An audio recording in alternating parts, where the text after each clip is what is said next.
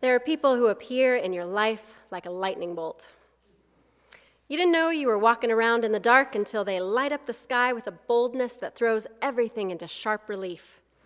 You see a landscape around you that's lit up the way it's supposed to be, big and dramatic and great. Hakim flashed into Albuquerque like lightning. I first met him not too long after he arrived in 2005, when he came as a guest instructor at a teen writing class that I was teaching at the time at the National Hispanic Cultural Center. Within his first year here in Albuquerque, Hakim was part of a championship slam team that won that year's National Poetry Slam right here in downtown. 2,000 people in a sold-out Kiva auditorium were struck by his brilliance, the power of his voice, and his presence that lit up every corner of our community to say, "Wake up! You can do more, and be more, and dream bigger and do better by each other." That's what Hakim reminds me to do, and I'm so very grateful that he's stuck with Albuquerque and continues to push us in the best directions.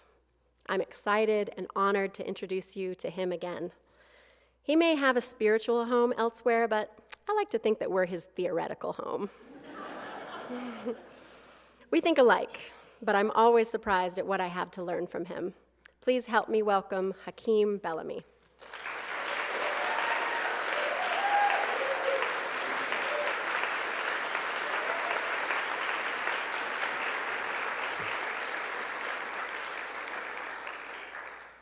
Oh, that Michaela. I cried the first time, cried the second time. It's just a blessing to be here. I mentioned earlier that the process of putting together a sermon, if you've ever been fortunate enough to go through it, is a process that requires some digging and some excavation. And I've been blessed that those few and far between moments that I've had the opportunity to be here in this position have come at times in my life when I most needed them. When I needed a big moment of reflection, I needed to actually process the things that were happening to me and put them out in the world and hopefully get a witness, right? And so I'm in the right place for that. I'm in the right place for that today. I feel like the nerves from earlier went away because I got to meet some of your fellow parishioners afterwards. And when you know that what you've shared resonates with other people and you feel less alone, it makes it a little easier to do the second go around. But I feel like most importantly, it reminds you that yes, those things that happen to us that oftentimes make us feel real lonely are actually not just a source of strength for ourselves, but they can be a source of strength for others. And that's where the nerves are. You hope you connect. You don't hope it's good. I'm a poet, trust me. What one person thinks is good, someone else thinks is trash. So you don't hope it's good, but you hope it resonates and it connects and it works, right? So, like the circle singing, hey, make some noise for our vocalist back here. Okay, this time I have everything I need, including my benediction, so we're gonna go. The mountain is more than a metaphor. Every single day is a once-in-a-lifetime opportunity. I call that haiku, those 17 syllables, morning after His Holiness. 17 syllables. 17 syllables of gratitude is all I could muster, and I'm a pretty wordy guy. One day and one flight delay after performing for a 600-person house at the Overture Center in Madison, Wisconsin, sharing a stage with His Holiness the Dalai Lama. Now, I'm no stranger to flight delays and the general rage that it brings out in most people. Before my stint as an administrator in Mayor Keller's administration, I was an itinerant poet. No stranger to planes, trains, and automobiles and couches. No stranger, and if anyone else here is afflicted by the mercurial meanderings of the poetic journey, you know we're accustomed to putting our seat backs and trays in an upright position. We're accustomed to both the ascent and descent of mountains, and we're prone to documenting it along the way. Mountains, both figurative and literal, both mutilating and metaphorical. Mountains are no stranger to poetry either. They're known to serve as both obstruction and muse. In his poem, Night on the Mountain, Pacific coastal poet George Sterling's mountain takes the shape of fear. The mountain seems no more a soulless thing, but rather as a shape of ancient fear. In darkness and the winds of chaos born, amid the lordless heavens thundering, a presence crouched, enormous and austere, before whose feet the mighty stars mourn.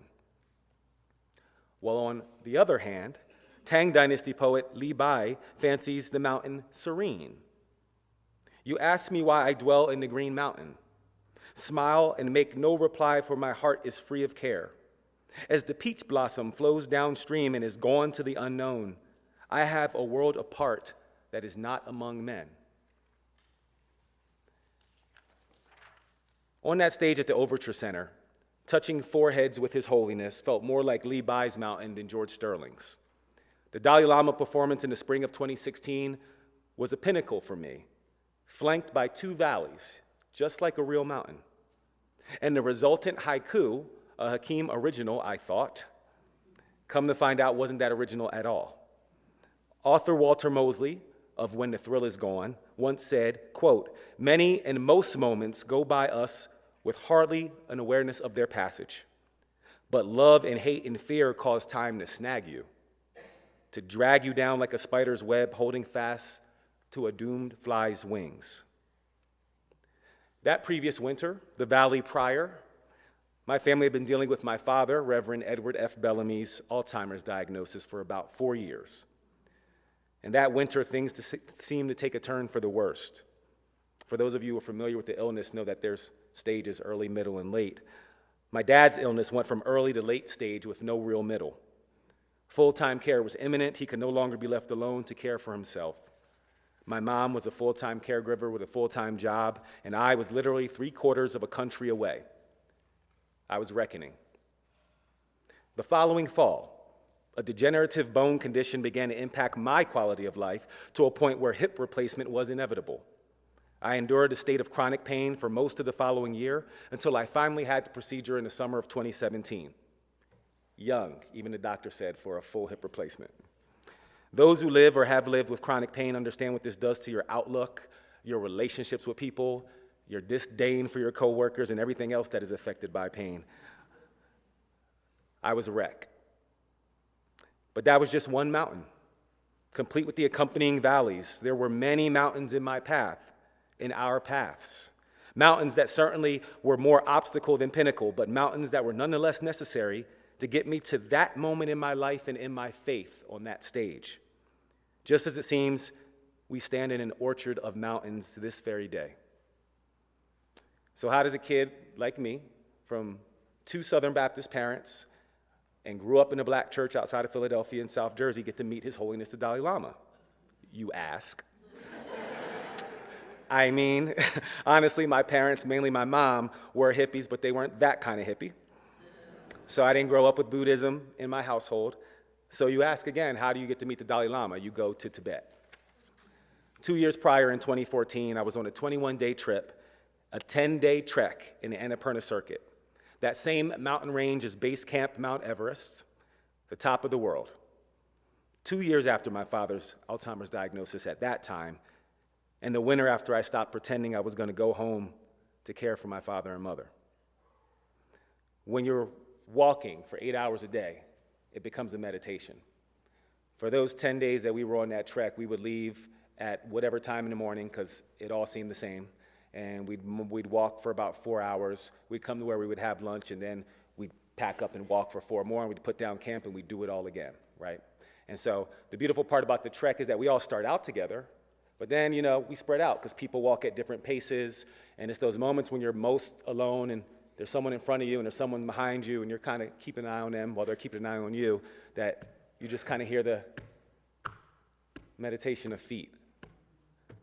And in those times, most poets who are rhythmic poets that tend to write music in those times and write poetry in those times. And this was one of my reflections on the side of that mountain, thinking about my dad's mortality and my own. It's called Water, Water Everywhere, and it was kind of my response to this notion that Alzheimer's patients, from my time caring with my father, I've learned they don't like water. They have an aversion to water, drinking it, bathing, all kind of things. And so this was kind of my interpretation of that. I can't tell whether this is my childhood or his. beating up on his forehead. Never seen him sweat before till now. A Marine, out to sea in the swell of his untamed thoughts, surfing the sunlight save the sharks. Dad, do you dream of waking up sane? Sure. Do you dream of waking up? Does it make you sweat? Or is that just more water? I faced myself on that mountain, 17,000 feet, and that was one of the lower passes. In the face of those mountains, the mountains also faced me. This was 8 months now after my separation from my son's mother, after 11 years together, that produced the most important thing I've ever created. However, after 10 straight days of walking 8 hours a day, I literally walked away from that experience with some new tools. Meditation for the first time in my life, both walking and sitting, and a desire for simplicity. I also walked away with a project, both an art project, which is what I went out for with my travel partner at that time, Joanne Lafrac, and then the other project, which I call Project Me. One of the resultant poems from that collection is in a book of poems I published shortly after I got home, and there was an earthquake in Nepal, a major earthquake, literally 4 months after I left. And so this poem, I think, is the biggest reflection from that time. At the top of our trek, 5 days up and 5 days back, and we stayed that night or so in the walled city of Mountaintop, which is actually still a little city that has its own monarch, and it is walled.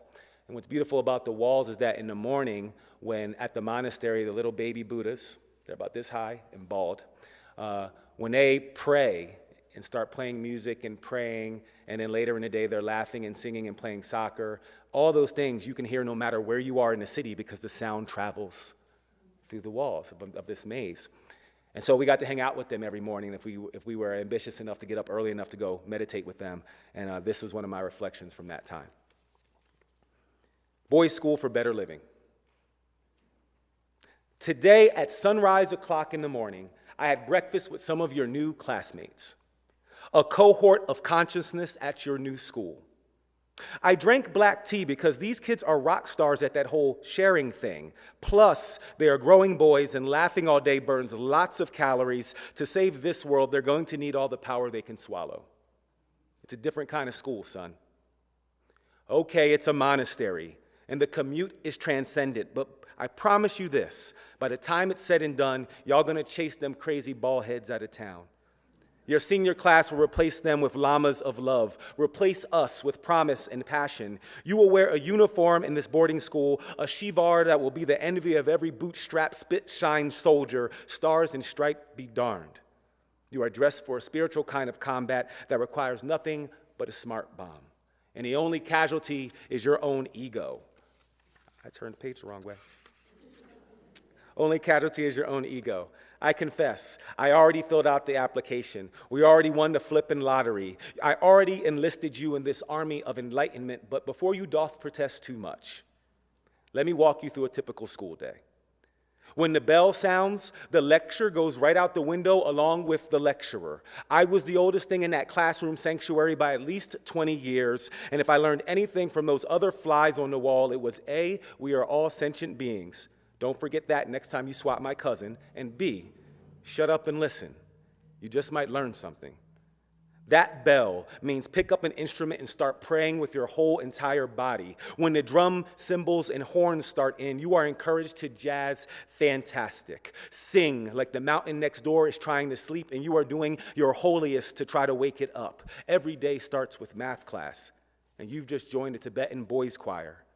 Lately, it's become apparent that you've just learned how to snap. And that will come in handy because they snap when they pray at this school to help the universe keep the beat, the beat, the beat. In science class, you will learn that the dual theory of light simply refers to the light in your eyes and the light in your heart. In geography, you will learn that it ain't where you're from, it's where you're at. However, with respect to the universal motherland, we all go to the same Brahma, Vishnu, God bless you. In social studies, you'll learn all beings are sacred. In math, you'll learn about the oneness of all things. In history, you will learn about the oneness of all things. At recess, you will learn about soccer.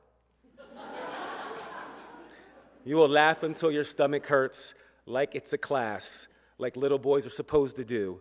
You will remind us of happy Buddhist childlike qualities, be evidence of our evolution. You've already taught me how to love simply by being born. Now I'm tasked with teaching you how to love back, how to be a better person, how to build a better planet. So yeah, I had breakfast with some of your classmates today. Finally applied myself to your future. Because putting you in a place that prepares you for a life of praying to every single God you can recall for the health and healing of the whole wide world is the best that I can do. Thanks.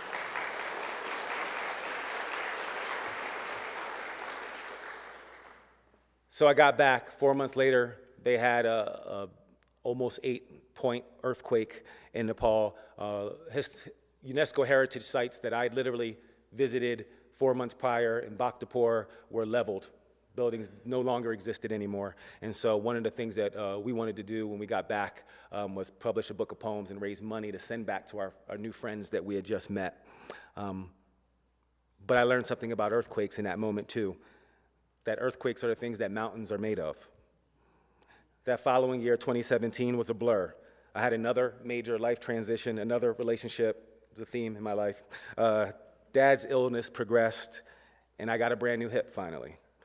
But in March of 2018, almost 2 years to the day of my meeting His Holiness, the guy that first introduced me to Eastern philosophy and paradigm, my longest living friend, Jason Miles, died unexpectedly. He's the guy that introduced me to the Tao of Pooh, one of my favorite books to this day, and the Te of Piglet. He was a jolly-sized fella who inspired my yoga and meditation practices, which had backslidden a little bit post-surgery, even after a year of self-imposed sobriety in 2016. I've been beating myself over having not kept some of those promises I made to myself and my health that year. Jay's passing was a stark reminder of how far I had and hadn't come. Our friends' deaths often act as wake-up calls for us. Also ironic. There's a Somali proverb called, "Be a mountain or lean on one." Those are your only options, right? But we are not a metaphor. We are real.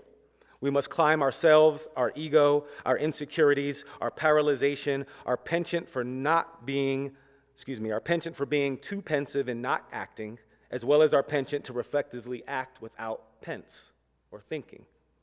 And every time we get to the top of a mountain where we intuitively think we did it, we do the Rocky pose, we do our victory dance, and then we immediately start obsessing over the descent, over the going down. But we don't have to, because when you're at the top of the mountain, you can see the other peaks. And instead of looking at those as future obstacles, we can choose to look at them as future challenges, future opportunities, because from there, the view is totally different. And so instead of worrying about the up and the down, enjoy your moment when you're there at the top. We call that perpetual growth. On February 9th of this year, 5 days before the Marjorie Stoneman Douglas shooting in Parkland, Florida, His Holiness tweeted, because he tweets, the following: "Although I am a Buddhist monk, I am skeptical that prayers alone will achieve world peace. We need instead to be enthusiastic and self-confident in taking action." And it's on those ups and downs where we're like our least confident, and at the top we're like super confident. We think we could do it again tomorrow. But this idea of being self-confident is huge. It's one of the reasons that I'm drawn to the Unitarian movement, the Universalist Unitarian movement, because it doesn't just stop at thoughts and prayers. There's a next step, there's an action, there's this thing that has to radiate from you out into the world, right? And you have to be it. So the good thing about mountains is that you generally see them coming, at least in the daytime. And in these times, it's imperative to climb the mountains you can see, the ones you know are there. Don't worry about the ones that you can't see just yet, like the ones inside of you, the ones that you are. But you can't stop there. It has to spill beyond the shoreline of yourself. In his book, The Art of Happiness in Troubled Times, because the Dalai Lama is a best-selling author as well, he writes the following, and it's an exchange between him and his co-author in this book. I encourage you to check it out. He says, "Yes, the world does have many problems." The Dalai Lama agreed. "But one does not need to withdraw from the world to find happiness," he continues.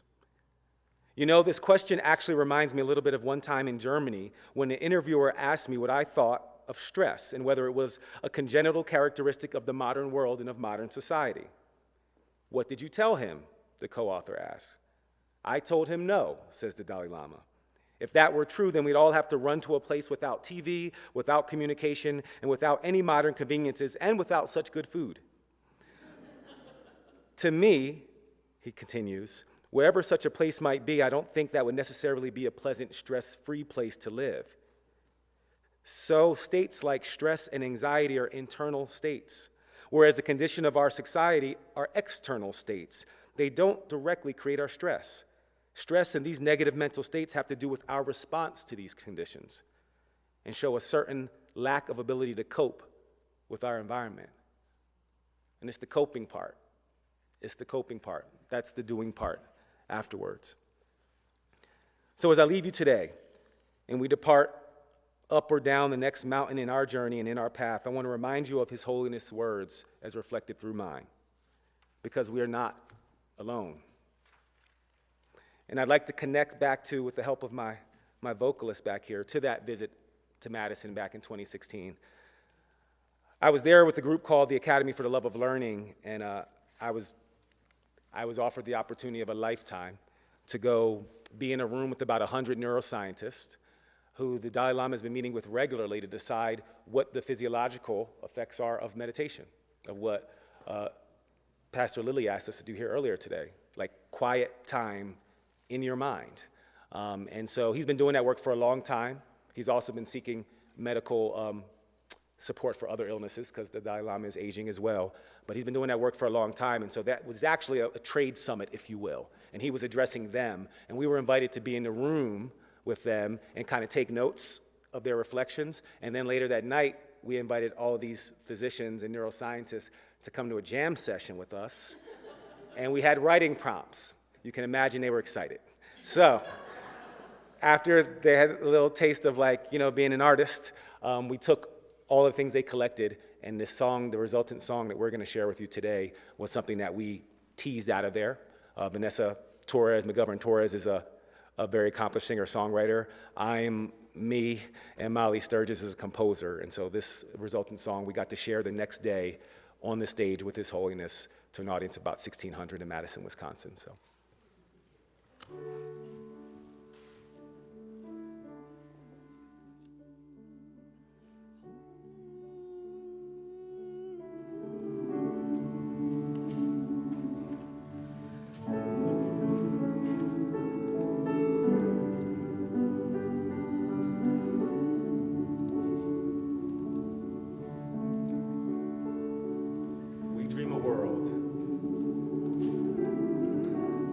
We reach beyond.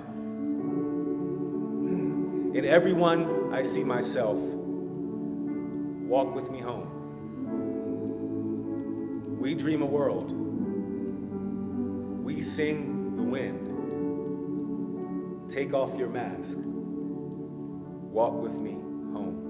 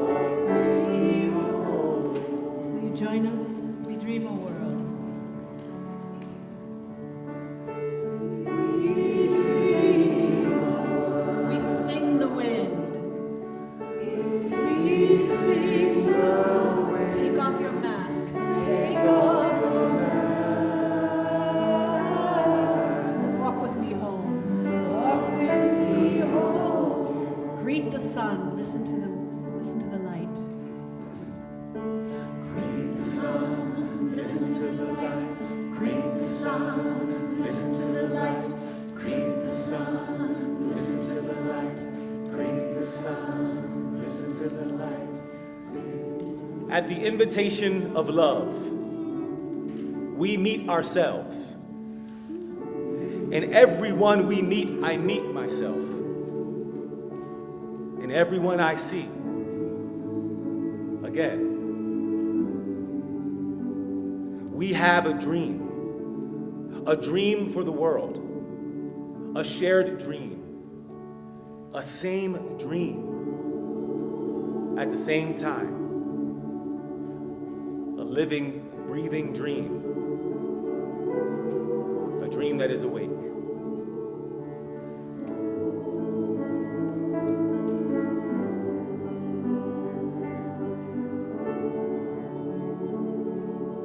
We dream a world.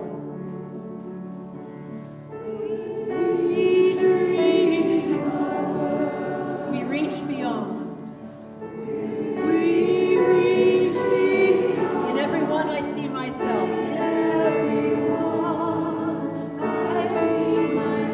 Walk with me home.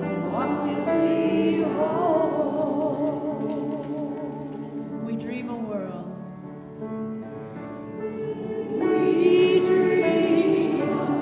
We sing the wind. Take off your mask. Take off your mask. Walk with me home. Greet the sun. Listen to the light. Greet the sun. Listen to the light. Greet the sun. Listen to the light. Greet the sun. Listen to the light. Greet the sun. Listen to the light. Greet the sun. Thank you all for going back on that journey with me. Earlier I said that, when you're preparing a sermon, having watched my dad do it for so many years before he stepped down from his ministerial duties because of his memory loss, he'd be up late at night in the study with all the books, the nights running up to the sermon, trying to figure out what piece of him would resonate with other people and kind of allow the Spirit to move through him. So I learned that from watching as a little child, and then to be able to have the opportunity to do that with you today and revisit parts of my life, to really go back in time. And I really thank the choir and Susan for helping do that, for you all for singing along. It's kind of magical that things like this can transcend time and still impact people years away and miles away. I do have my benediction this time. I selected some words from a very famous African-American author by the name of Octavia Butler. In her book, The Parable of the Sower, she writes this: all that you touch, you change. All that you change changes you. The only lasting truth is change. God is change. I appreciate your walk. I appreciate your values here. Thank you for having me today. Please go in peace and love one another. Thank you.